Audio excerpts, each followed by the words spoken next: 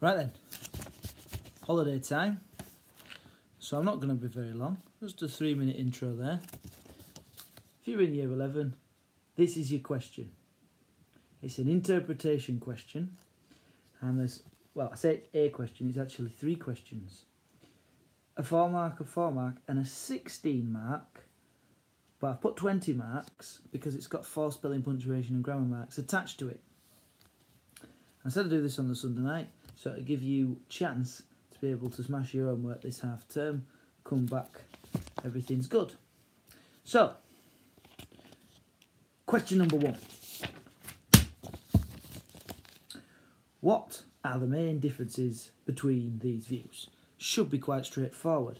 Perhaps your biggest mistake in the exam would be not paying attention to the 4 mark thing. You don't have to do any more than 4 sentences in a 4 mark question, really. And so I've looked through the mark scheme. Here's what you do. So it's basically spot the difference. That's why I'm calling it spot the difference. And use the word emphasises, because I've spotted in the mark scheme and the example answers that the word emphasise comes up. So you can safely assume that the examiners will be taught to look for words like emphasise. Well, if you're using literally emphasise, then brilliant. Interpretation 1 emphasises. Interpretation 2 emphasises this, and I'm sure you'll be able to see that one of the interpretations suggests that there's massive public backlash against the Vietnam War, and the other one says the opposite. So, oops, go to the next bit. Those are the 2 interpretations.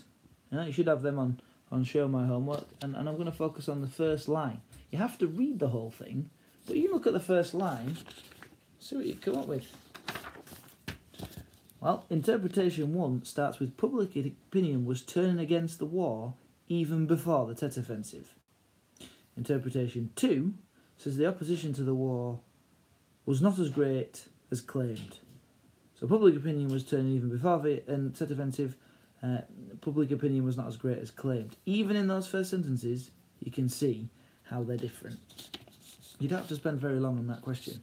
Make sure you bang a couple of quotes in though to illustrate your points. That's where it comes from, having 4 sentences, I think. Next one says, and I think this is the most stupid question on the entire paper, and suggest one reason why these interpretations give different views. On the face of it, it doesn't seem like a stupid question. But when you look in the mark scheme,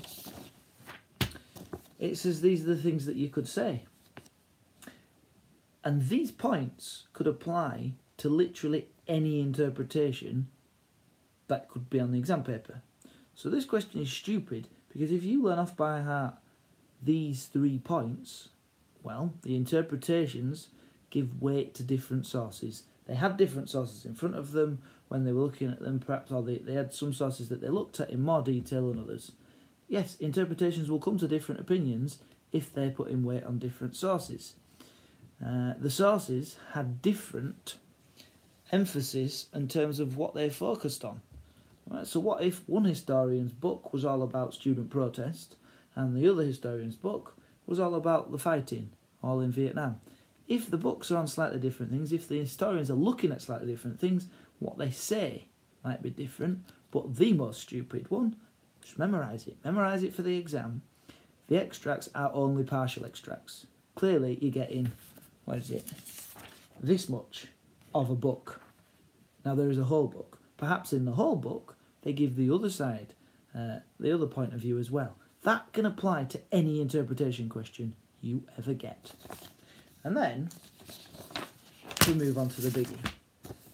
How far do you agree with interpretation 2?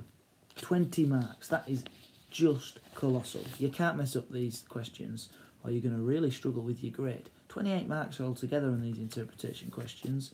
That is just a massive chunk. That is 2 or 3 grades worth, probably, in the overall exam grade boundaries. You've got to learn how to do these interpretation questions. It's very important. So, having looked through the mark scheme, looked at example answers, for the 20 mark question, which of course is a 16 marker with spelling, punctuation and grammar, you need to write about the strengths, so put it in red, of interpretation 2, because that's what you're being asked about, the weaknesses of interpretation 2, And you also have to look at the other interpretation as well as your own knowledge. Now, I would suggest there's going to be a bit more own knowledge than looking at the other interpretation, but it does say in the mark scheme that you have to refer to interpretation 1 as well as use your own knowledge. So what do you begin with? A line of reasoning. You know this by now from doing so many essays. You need to begin with a line of reasoning. Now, if you've got to this point in the video, as many of you, I guess, will log on during the week, remember you can pause and use the phrases that I've put here. You know, you can only see it there, and I keep taking it away and putting it to other slides. If you pause the video at the right point, then you can use these phrases. So it tells you to have an introduction. And even better, on the Edexcel website, there was an answer to a question. It's about Nazi Germany. You're not studying Nazi Germany, but this is an example interpretation, 20 mark answer, introduction. So you could have a look at this, and what it does is 2 sentences, and to give you an idea, you can't see. It doesn't matter that you can't see the interpretation, but here it sums up what the interpretation is saying, and then it says how far they agree with that interpretation, and a very short reason why. Now, I would say, you know, you might be pushed for time in the exam. At the bare minimum, say, I disagree with this interpretation, or I agree to a large extent, or a small extent, or disagree, whichever. But this is what they give as a brilliant interpretation introduction. So hey, why not try to repeat this in your question on the Vietnam War? Because we know it is certainly great. Hello. Now then, I'd be doing this. You can't do that in the exam. You can do a small version of this in the exam if you're lucky enough to have given yourself time. But without having the time constraints, preparing to do a great answer, hopefully for homework, I get myself a table. What do I know about public opinion? Well, interpretation 2, you work out, says that the opposition to the war was exaggerated. What evidence have you got that that was the case? What evidence have you got that that wasn't the case? Write down your own knowledge in a little table, and I'd scribble it in the exam probably before I started, and then you've got it there to use. I would recommend a bit of a plan. Then, of course, you've got to compare with the other source. Now, in most of the answers, and decent answers, should I say, it's easier to talk about the weaknesses of interpretation 2 when you're writing about the other source, because they say opposite things. But if you're really clever and you look really hard, you might be able to see evidence in the exam of where the sources actually say something similar. That is much harder, and that's probably why I've only ever seen it in the example answer that the exam board gave us, where the answer was given 16 marks. So it's really hard to do. I've seen answers not doing that, getting 13 marks. Hey, and that's probably the top 8s at least, 8s and 9s in the exam, if you can do that. So don't stress out if you can't do it.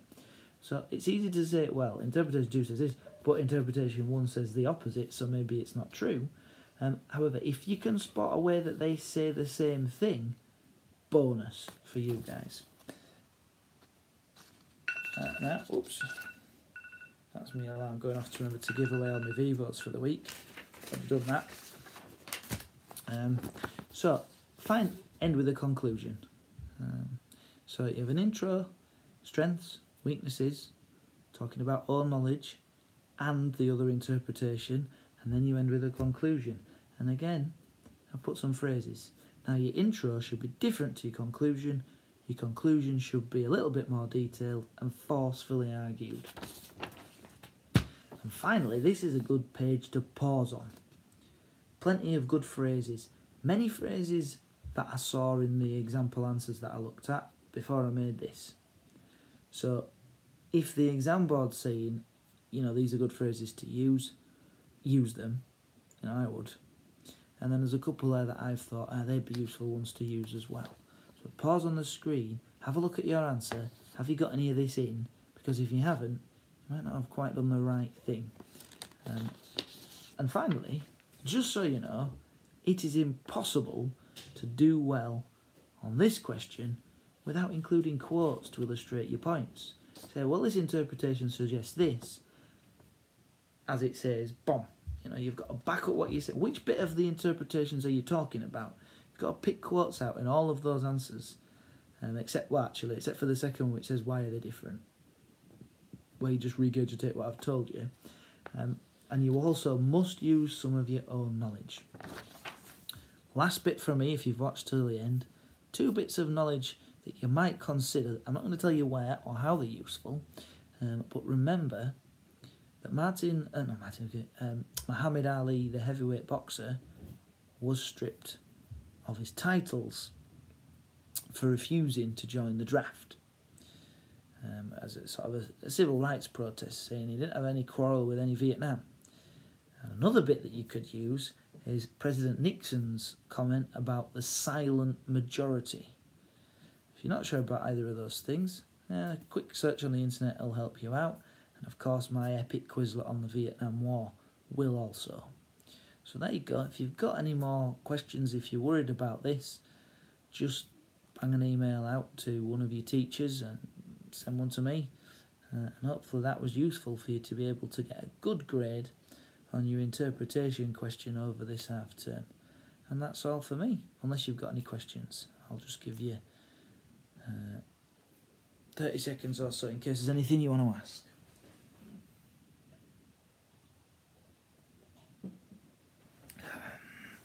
If not, just say, cheers sir, bye.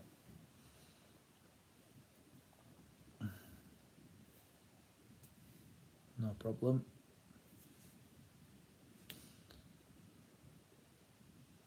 Right, job's a good one. So I'm going to turn off now, and if you want to nick those phrases, I think it takes about 10 minutes to upload, maybe a bit more. You can just pause at the right points, and hopefully you'll use those phrases. You'll do all right. You know, they're sentence starters there. Oh, hey, there's the last one. You say, of course, there are strengths to this interpretation. Bam, there's a sentence starter for one of your paragraphs, and then you say, on the other hand, there are some limitations to this interpretation at the start of your next paragraph. So intro, strengths, weaknesses, conclusion, bosh. Have a good half term.